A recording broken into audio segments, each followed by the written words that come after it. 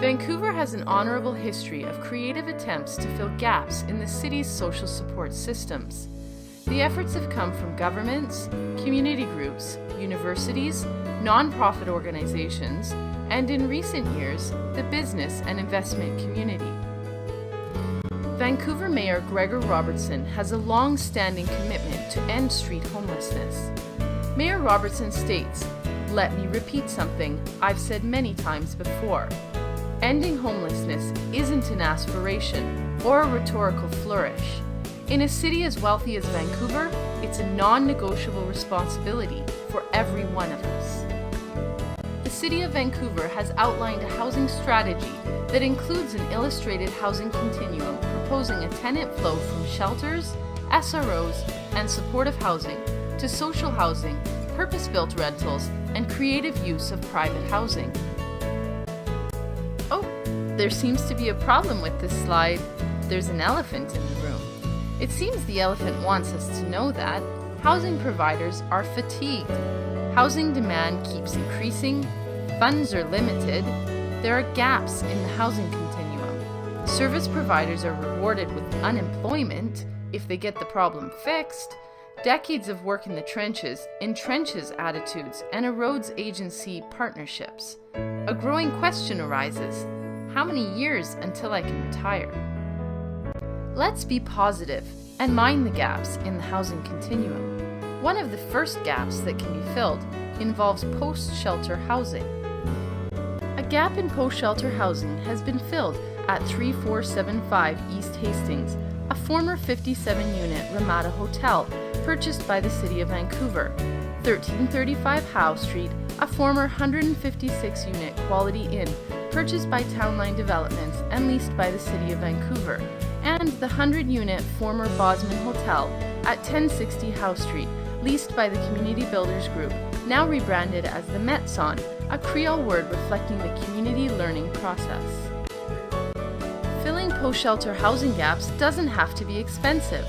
Lean management and natural tenant-supported operations can be paid through tenant rents if public and private capital investments can provide a sustainable foundation for low-cost housing. The City of Vancouver has taken a bold step and facilitated a new form of lean and effective housing at the former Ramada, Quality Inn, and Bosman sites. At the Metson, a further step towards sustainability will be taken involving private contributions. All three housing centers are populated by people who are living on Vancouver's streets and in city shelters. Post-shelter housing can increase tenant flow rates and help the justice system, shelters, and hospitals to transition persons with acute housing needs right into supportive housing environments. Given the right conditions, 60% of tenants will flow out of post-shelter housing and into private housing, social housing, or even back to their home area in another town or city. A minority of the tenants will stay in post-shelter housing long-term. For other tenants in poor health, post-shelter housing may be their last home. Gap housing can be creative. Here's an idea offered by an innovative staffer at the City of Vancouver.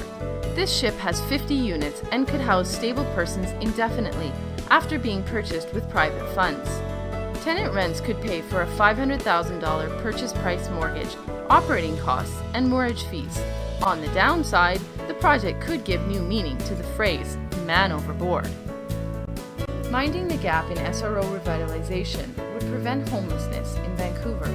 There are still thousands of persons living in unsupported housing.